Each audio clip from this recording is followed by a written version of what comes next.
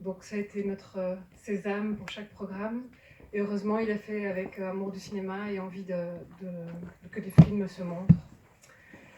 Alors pour célébrer sa grande connaissance de la collection et sa cinéphilie, on lui a demandé une carte blanche.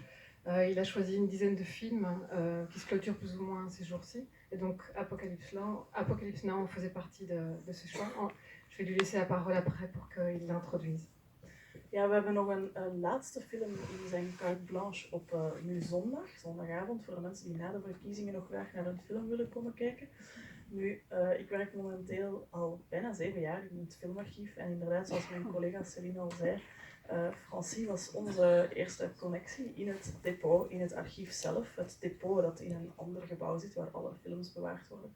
En in die 7 jaar heb ik al veel mensen op pensioen weten gaan bij ons, die allemaal een lange carrière bij ons hadden. Dat toont alleen maar aan dat wij een bedrijf zijn waarin dat iedereen graag werkt en graag wil blijven werken. En nu dat het ook de beurt is aan Francie, is het toch met pijn in het hart dat we ook van hem gaan afscheid nemen. Ik heb hem daarnet nog boven gezegd dat ik het heel hard ga missen, om zo te bellen naar het gebouw van het depot en Francie als eerste altijd zo op zijn eigen zachtaardige manier aan de lijn te krijgen, waarbij dat hij dan opneemt met bonjour Mieke. En altijd heel goed gezind de telefoon opneemt. Ik ga het heel erg missen. En daarom laten we hem nu de introductie doen van deze door hem gekozen film. Voor hem de meest speciale in de door hem gekozen carte blanche. Merci encore pour cette Oui, merci Nick et merci Céline pour cette charmante introduction. Je vais juste vous dire quelques mots sur mon choix et la raison de ce choix et pourquoi maintenant. En fait, lorsque j'ai postulé à la Cinémathèque en 1980, ça remonte un petit temps comme vous le constatez, j'ai été reçu par l'emblématique conservateur de l'époque, Jacques Ledoux. Jacques Ledoux m'a reçu, il y a eu un entretien d'embauche et en sortant de l'entretien, il me dit « Tiens, à propos, c'est quoi le dernier film que vous avez vu au cinéma ?» Et c'était Apocalypse Now. Et grâce à la très gentille carte blanche que mes amis de la programmation m'ont accordée, moi qui ne suis qu'un travailleur de l'ombre, un travailleur du dépôt, je me suis dit pourquoi pas boucler la boucle en remontrant Apocalypse Now qui m'avait touché personnellement aussi. Donc, c'est pas uniquement pour des raisons historiques que je le montre, parce que c'est un film que j'aime beaucoup. Et en fait, ça tombe assez bien dans l'actualité, puisque Coppola va sortir bientôt, dans les mois qui suivent, une 3e version, qu'il appelle le Final Cut. Espérons que ce soit le cas. Il avait déjà sorti une version plus longue dans les années 2000, le Redux, parce qu'il trouve maintenant en fait que la première version, celle que nous allons voir maintenant, et qui est la version authentique, la première version en tout cas, il la trouvait trop brutale, puis il a sorti un Redux, et maintenant le Redux, qui était plus long d'à peu près une demi-heure, il le trouve trop long. Donc il va faire un compromis entre la première version et la version trop longue. Bon, c'est son film, il fait ce qu'il veut, évidemment. Hein. Donc, mais moi, je préférais absolument vous montrer la première version telle qu'elle est sortie à l'époque, en 1980, à une petite exception près dont je vais vous parler. Alors, concernant Apocalypse Now, tout le monde, j'imagine plein de gens d'entre vous qui connaissent toutes les anecdotes de tournage, qui sont, on a dit tout, n'importe quoi, et son contraire. Tout ce qu'on peut dire, en tout cas, et même Coppola s'est contredit à plusieurs reprises, tout ce qu'on peut dire, en tout cas, c'est que au moment où il commence le film, il est très riche, et quand il le termine, il est ruiné. Et il devait être riche parce qu'il savait que c'était un film qui allait coûter très très cher. Il venait de tourner avant les 2 premières livraisons du parrain, Godfather, qui avait très bien marché, qui lui ont permis d'avoir des fonds pour se lancer dans cette entreprise qu'il prévoyait depuis longtemps, mais pour laquelle il n'avait pas assez d'argent. Il terminera ruiné, quasiment ruiné, parce que dès le début du tournage, ça a été contretemps sur contretemps, dont certains très lourds.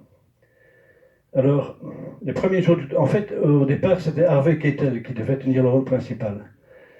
Il se fait que, après 2 semaines de tournage, le courant ne passe pas du tout avec Coppola, et il licencie purement et simplement Harvey Keitel. C'est qui déjà retarde le tournage, du coup déjà de l'argent, donc c'est très mal parti. Il fait appel alors à Martin Sheen, qu'il connaissait, parce qu'il avait fait passer à Martin Sheen des bouts d'essai pour le rôle de Michael Corleone dans Le Parrain, rôle qui sera finalement attribué à Pacino. Et il appelle donc Martin Sheen pour remplacer Harvey Keitel. Le problème, Martin Sheen à cette époque-là est un peu dans le creux de la vague, il ne va pas bien du tout, sa santé est loin d'être resplendissante. Il racontera après qu'il fumait 3 paquets de cigarettes par jour, probablement d'autres petites choses aussi. Et il est extrait de son confort californien, si je puis dire, et plongé dans la jungle des Philippines, où le film est tourné. Ce ne sera pas sur conséquence sur son état de santé, puisque en cours de tournage, il aura une crise cardiaque très sévère. Certaines sources disent, mais ne sont pas tout à fait vérifiables, qu'on a même fait appel à un prêtre pour donner l'extrême onction.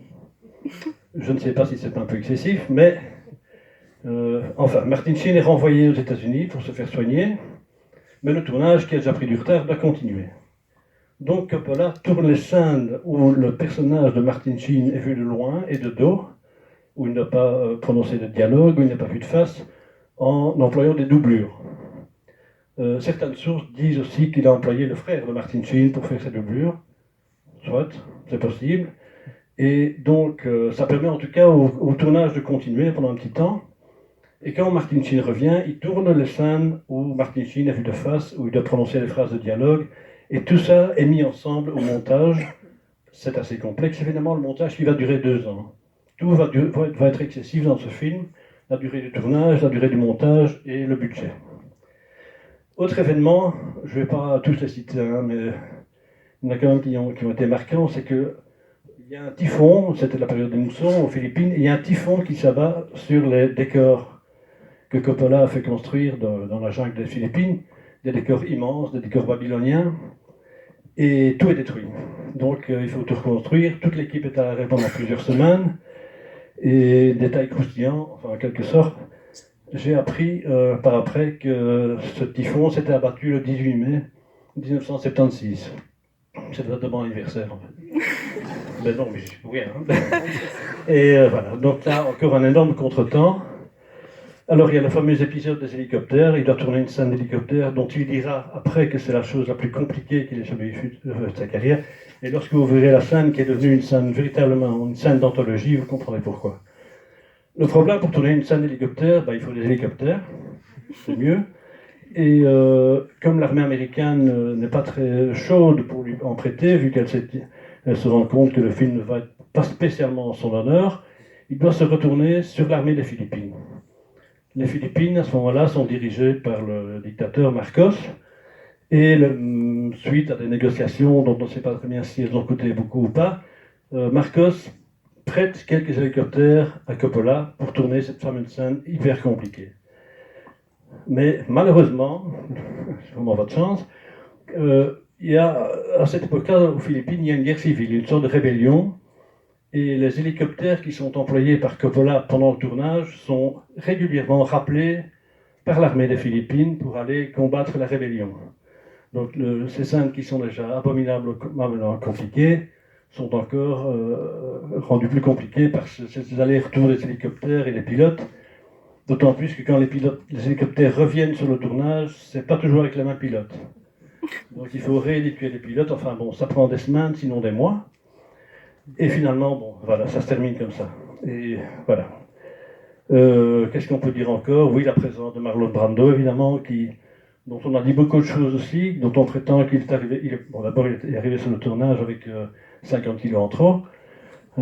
Chose amusante, Coppola en a perdu 40, c'est le vaste communicant. Et on prétend qu'il n'a pas lu une ligne de ces dialogues, mais ça a été discuté par après aussi. Mais le temps passe. Dans le contrat de Brando, il est indiqué qu'il sera présent d'une certaine date à une certaine date.